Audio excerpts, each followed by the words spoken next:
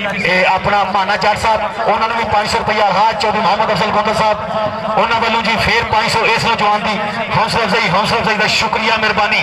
चल रहा बाबा आतफ लगा जे पिंड हजरा बल्ले बादशाह ने पक्का जाफी चीन की कंड बनने की कोशिश और निकल गया। मुंडा तगड़ा सी बट्टा का मुंडा सी।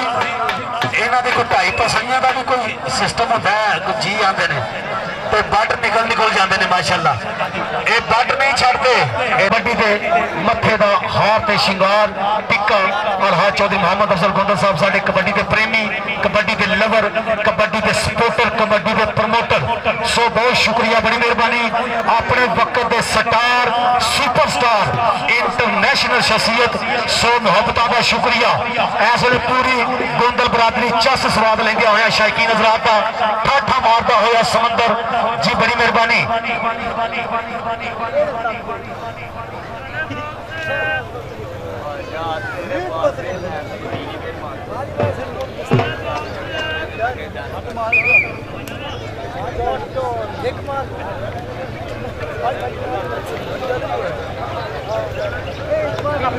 लो जी, जेड़ी टीम विन करेगी जितेगी 12,000 रुपये का इनाम है।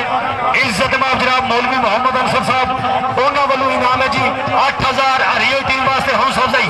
चल वे फल पेट्रोल के पैसे मैं लै दिया और मैंने पता तेरा व्हाट्सएप का पैकेज मुके है अज मैं जी लख जी। बिस्मिल्लाह हाज चौधरी मोहम्मद अफजल गोंदल साहब